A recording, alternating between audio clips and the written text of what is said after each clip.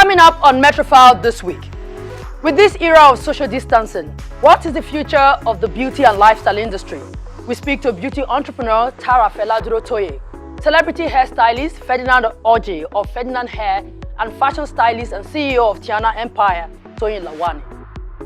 They speak on the effect of COVID-19 on the beauty and lifestyle industry, the impact, and of course the way forward for practitioners.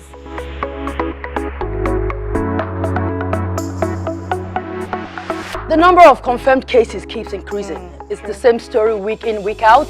Businesses continues to suffer. Social activities non-existent at the moment. Where are we going with this?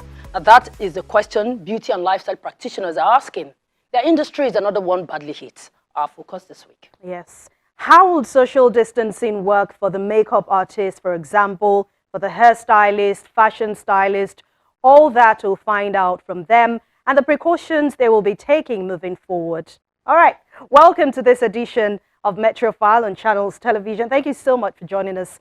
I'm Anne Nwawade. Don't forget, while you enjoy, please watch out for flash photography. I'm Ogechukwu Ose, and welcome to the program. Okay, the monster called COVID-19 continues to wreak havoc on our lives and businesses. Now the beauty and lifestyle industry is in focus. Check it out.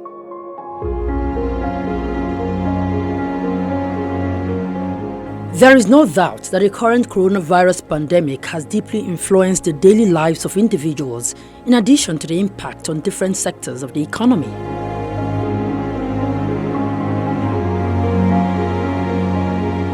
It's estimated that changes will also be witnessed in consumers' behavior in seeking services across the beauty and lifestyle industry. Now, with the increase in the number of confirmed cases, it may even get worse, and this is a major source of worry for the practitioners concerned.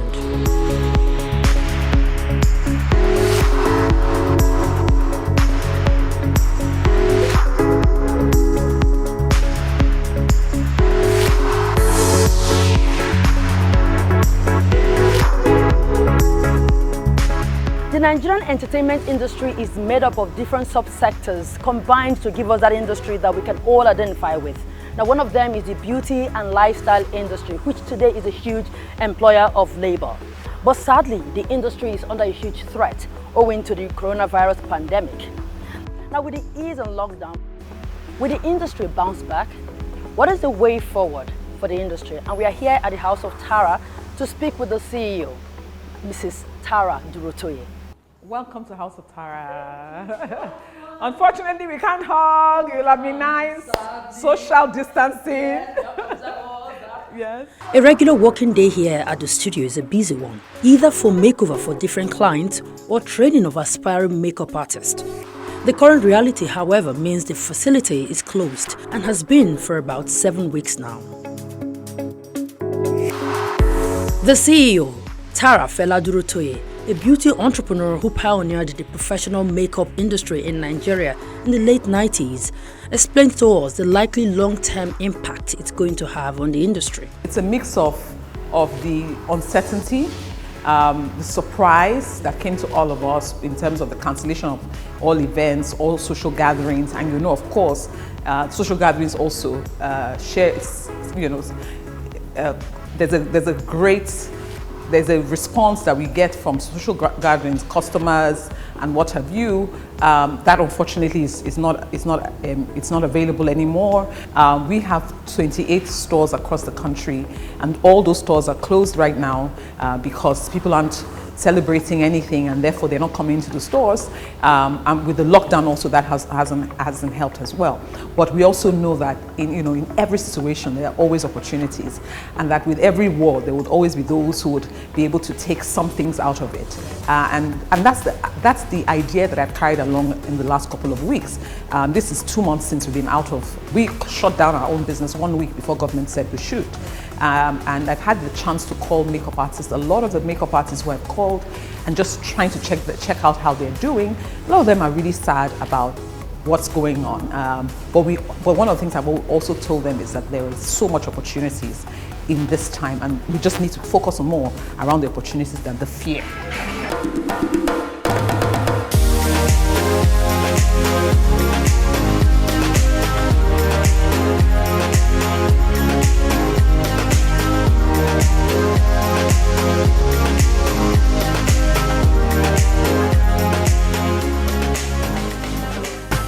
She is considered a major force in the industry, having inspired thousands of beauty entrepreneurs. Now she watches as the industry she pioneered faces a huge economic challenge that might eventually change the mode of operations. What is post-COVID going to look like for us in terms of safety for ourselves and safety for our customers? One of them is for those of us who have professional makeup studios, we have to fumigate, and not the fumigation of mosquitoes. We have to find the professionals who will fumigate, because we're not yet open. So between now and when we are open, the fumigations against the virus. In terms of interfacing with customers, when we think about our employee safety, in coming into studios for their own safety as well, we're going to reduce the number of staff in each store at any point in time. We're now going to focus more around using an app to take appointments so that customers are not coming in at the same time. On a Saturday, for example, they came into this store, right? You see a queue of women, right? That's going to change. Women would have to take up the appointments, fill that in to see the slots that are available, and know that those slots are the only slots that are going to be available for them. This is going to be something that we're going to do across the industry. So even when coming to the stores, how do you do the makeup for the customers? We're going to be wearing gloves, and we have to now learn a new skill, which is do makeup with gloves on. The minute you finish with that one customer, you dispose of it. You're wearing your mask, you're also wearing a face shield, and you're also wearing an overall. The overall every day will be sanitized. The surfaces are going to be sanitized with the alcohol spray. The minute one customer is done, all those protocols need to be followed.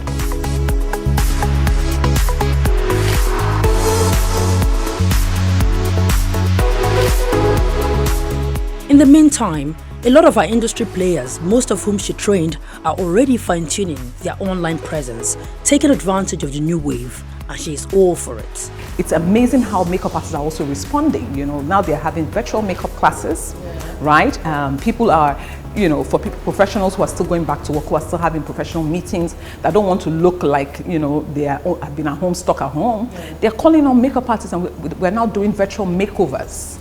So a customer is looking in the video, and you are now telling her, this is what you need to do, highlight here, put this here, you know, that is a little bit too much. You can put that down a bit more, and we're seeing that progress. What we're also going to be seeing will be use of, apart from appointments, bookings, we're also going to be seeing the use of apps. You know, what would this makeup look like on me, right? And you also see a lot of e-commerce.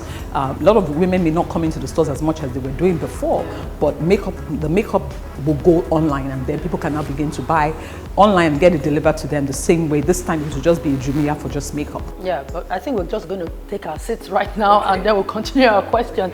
But again, all that you mentioned now, how sustainable is it? Because we're people that function by really coming together, our parties, our Owambes, we just live our lives like that. So how are we going to embrace and get used to this new life?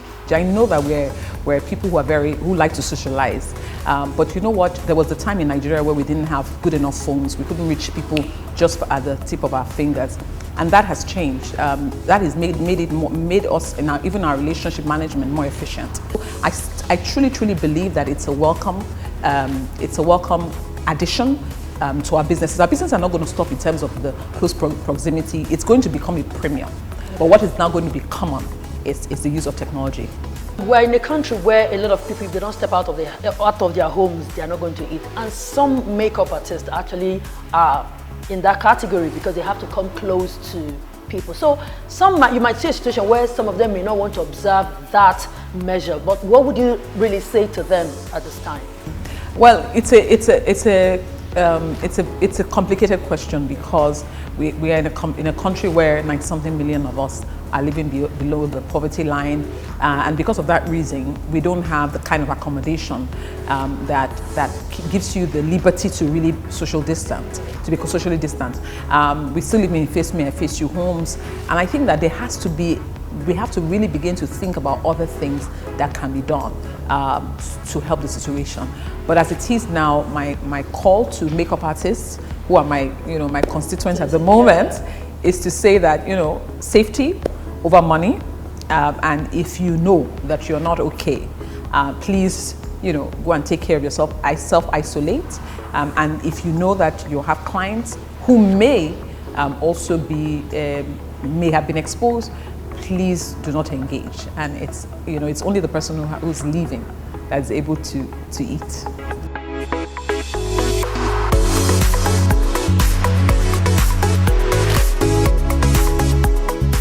In all of this, she is grateful for this forced break and the lessons therein for all to learn. I think in a sense, I'm one of those people that always looks I always look at the glass half full as opposed to half empty. And I think that to survive in this world, you have to have a mindset of faith as opposed to fear.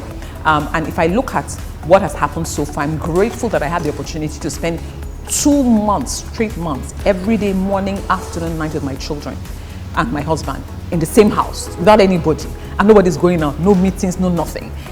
Wake up in the morning and you see them, see them in the afternoon, see them in the evening, and be a part of their school and what they're doing. It's what I'm grateful for. I'm also thankful that it gave us the opportunity to pause and to reassess. And sometimes we're not able to stop, to retreat, because we're always on the move. And I think it's forced us to be more reflective and also to zone in more on our relationship with our maker. I think this is also a good season for that to happen because we're forced to be by ourselves as opposed to all the activities that we're used to. So lessons learned, it's continue to stay grateful and full of gratitude because you are now beginning to see things that ordinarily you were not enjoying previously. Not letting the current reality bother her, Tara Fela-Duro is optimistic about the future. I'm one of those people that believes that even when there is a war, and we're not in a war season in Nigeria, there are people who make money in that season. And I'm committed to those who are in my circle that we're going to be part of the people who are going to be exempted. I truly, truly believe that as difficult as it is in Nigeria, there are people who are going to benefit from this season. I want to be one of them, and I'm hoping that we keep our eyes open to opportunities and growth rather than being so afraid. You know, the other day I posted something on my social media handle where I said, choose faith over fear. And faith is singing a song of tomorrow because you expect to experience tomorrow in its fullness.